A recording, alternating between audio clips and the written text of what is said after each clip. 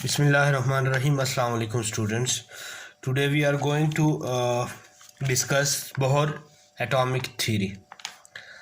Students, Bohr ने 1913 में अपना एटॉमिक मॉडल दिया था।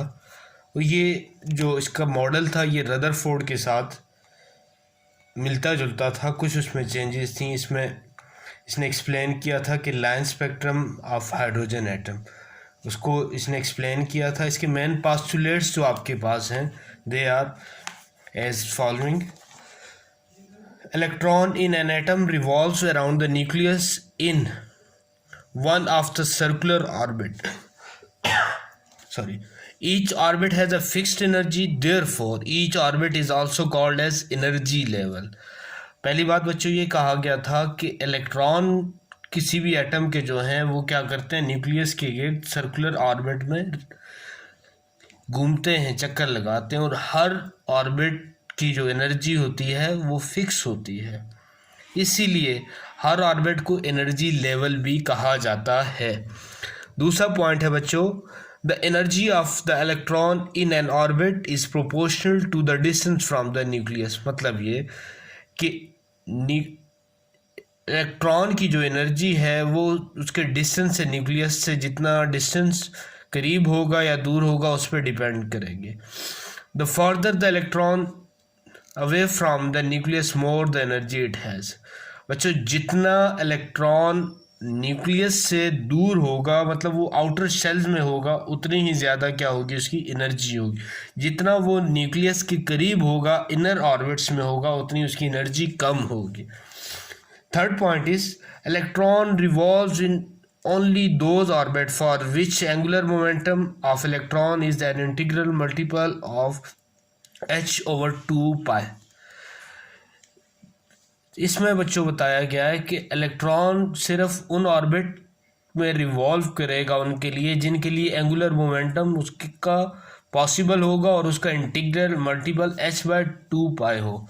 बच्चों, यहाँ पर h जो है ये प्लॉन्क्स कांस्टेंट है और इसकी वैल्यू है 6.626 इंटू 10⁻34 जूल सेकेंड है। नेक्स्ट पॉइंट है बच्चों कि light is absorbed when an electron jumps to a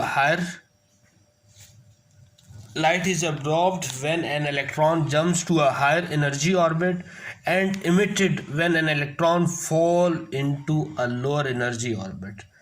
बच्चों, यहाँ इस पॉइंट में गौर की ज़रूरत होगी कि लाइट एब्जॉर्ब होती है जब इलेक्ट्रॉन हायर एनर्जी ऑर्बिट में जंप करता है, यानी कि अंदर से बाहर की तरफ जाएगा, फर्स्ट ऑर्बिट से, फर्स्ट शेल से हायर की तरफ जाएगा, बाहर की तरफ जाएगा, तो वो क्या करेगा, एब्जॉर्ब होगी। लेकिन जब बाहर से अंदर की तरफ आएंगे, आउटर से इनर की तरफ, तो वहाँ पर इमिट करेंगे। Electron present in a particular orbit does not radiate energy. अगर किसी एक स्पेसिफिक शेल या ऑर्बिट के अंदर ही इलेक्ट्रॉन है, वो वहाँ से जंप नहीं कर रहा, तो उसकी एनर्जी जो है वो क्या होगी, फिक्स होगी, वो वहाँ से एनर्जी रेडिएट नहीं करेगा।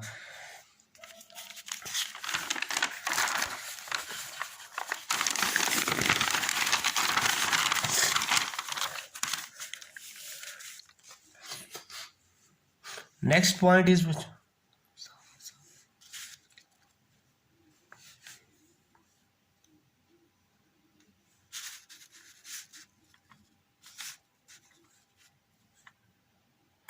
the energy of light emitted is exactly equal to the difference between the energy of the orbit.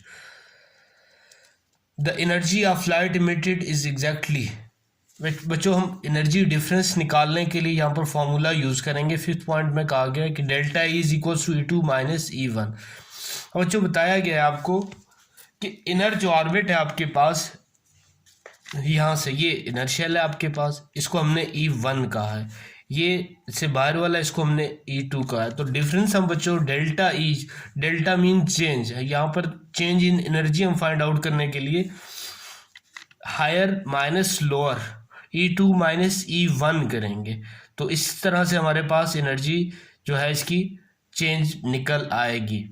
दूसरी बात बच्चों, यहाँ पर ये आपको इस डायग्राम से थोड़ी समझने की ज़रूरत है।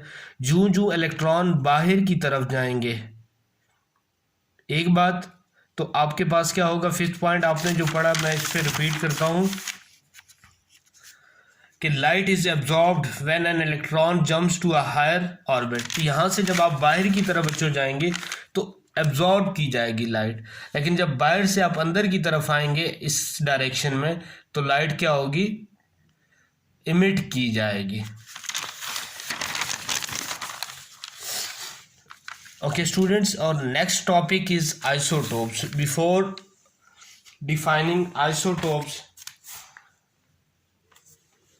हमें इसके ओरिजिन का पता होना चाहिए कि from where this word is a Greek word. It consist of two different words, isos mean sames and topos mean places. So isotopes को आप क्या कह सकते हैं कि ऐसे एटम डिफरेंट एलिमेंट के जो सेम प्लेस ऑक्यूपाई करते हैं। फर्स्ट टाइम एक सोर्डिस साइंटिस्ट थे जिसने ये टर्म यूज़ की थी। उसके बाद इसके ऊपर डिफरेंट वर्किंग हुई और इसको अब जो मॉडर्न फॉर्म में आपके पास इसकी डेफिनेशन आती है कि isotope of an element whose nuclei have same atomic number but different mass number. बच्चों, किसी भी एलिमेंट के आइसोटोप्स वो कहलाते हैं जिनका एटॉमिक नंबर सेम होता है लेकिन मास नंबर मुख्तलिफ होता है। Atom of an element can differ in the number of neutrons. Neutron number जो है इनका वो डिफर कर सकता है। आइसोटोप्स केमिकली एक जैसे होते हैं लेकिन इनकी जो फिजिकल प्रॉपर्टीज़ हैं वो डिफरेंट होती हैं। उसके बाद बच्चों हम जॉन डाल्टन की जो थ्योरी थी वो उसकी आइसोटोप्स और सब एटॉमिक पार्टिकल्स की डिस्कवरी के बाद उसके साथ कुछ कंट्राडिक्शन थी, उसको देखते हैं। Discovery of isotopes and subatomic particles proved that some of the Dalton's ideas about the atoms were not correct। इसको फिर उस जो थ्योरी डाल्टन की दी गई थी उसको साइंटिस्ट ने रिवाइज्ड किया था और उसको वहाँ पर उन्होंने डिमोलिश नहीं किया था, उसको ख़त्म नहीं किया था, बल्कि उसमें को रिवाइज किया और उसी चीज़ को आगे बढ़ाया गया था। उसके बाद बच्चों हम डिफरेंट एलिमेंट्स के आइसोटोप्स देखेंगे। सबसे पहले हमारे पास है हाइड्रोजन के बच्चों 3 आइसोटोप्स हैं जिनके नाम प्रोटियम, ड्यूट्रियम एंड ट्रिटियम है। सैम्पल्स आपके सामने हैं तीनों के। इसमें कोई न्यूट्रॉन नहीं होते, इसमें एक न्यूट्रॉन है और इसमें 2 न्यूट्रॉन्स होते हैं। प्रोटियम, ड्यूट्रियम और ट्रिटियम, इसको आप नॉर्मल हाइड्रोजन कहते हैं। हाइड्रोजन 1 भी इसके लिए कहा जाता है। ड्यूट्रियम, अगर ये हाइड्रोजन 1 की जगह वाटर में हाइड्रोजन 2 आ जाए तो ये हैवी वाटर बन जाता है, जिसको आगे जाके हम डिस्कस करते हैं।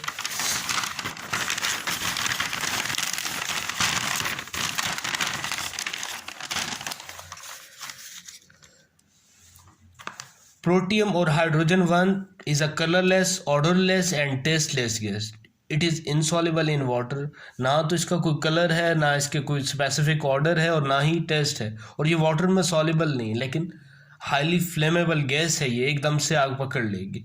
Water that contain hydrogen 2 atom in place of hydrogen 1 is called as heavy water. बच्चों, हैवी वाटर की कुछ प्रॉपर्टीज़ हैं। ऑर्डिनरी और हैवी वाटर को जब आप कंपेयर करते हैं, आपकी बुक का पेज 34 है, उस पर आप कंपैरिजन देखिएगा। इसमें हमने मेल्टिंग पॉइंट, बॉइलिंग पॉइंट और डेंसिटी, 3 चीज़ों को हमने कंपेयर किया। डेंसिटी यहाँ पर 25 सेंटीग्रेड पर लिया। मेल्टिंग पॉइंट बच्चों ऑर्डिनरी वाटर का होता है 0 सेंटीग्रेड और हैवी वाटर का होता है 3.81 सेंटीग्रेड। बच्चों, बॉइलिंग पॉइंट होता है ऑर्डिनरी वाटर का 100 सेंटीग्रेड और हैवी वाटर का 101.2 सेंटीग्रेड होता है। इन दोनों की डेंसिटी हैवी और ऑर्डिनरी वाटर की 25 सेंटीग्रेड पर अगर आप निकालते हैं तो that is for ordinary water that is 0.99701 ग्राम पर सेंटीमीटर क्यूब है और हैवी वाटर के लिए 1.1044 ग्राम पर सेंटीमीटर क्यूब है। उसके बाद है बच्चों naturally occurring hydrogen contains 99% protium. मतलब कि उसका मैक्सिमम जो पोर्शन है हाइड्रोजन का नेचुरली अकरिंग, उसमें वो 99.99% जो है वो प्रोटियम होता है, ओनली 0.001% ड्यूट्रियम होता है। ट्रिटियम जो है आपके पास ये एक रेडियो एक्टिव है और ये बहुत ही रेयर है, बहुत ज़्यादा रेयर है, क्योंकि इट्स न्यूक्लियस इज अनस्टेबल, इसका जो न्यूक्लियस है वो स्टेबल नहीं है। उसके बाद बच्चों हम कार्बन के आइसोटोप्स देखते हैं। कार्बन के आपके पास 3 आइसोटोप्स हैं, 12, 13 एंड 14, तीनों के सैम्पल्स लिखे हुए हैं। यू नो बेटर डिफरेंट इनमें क्यों हो रहा है। उसके बाद क्लोरीन है आपके पास, it has 2 natural isotopes, 35 and 37 samples are given as under. Next है बच्चों हमारे पास आइसोटोप के यूजेस।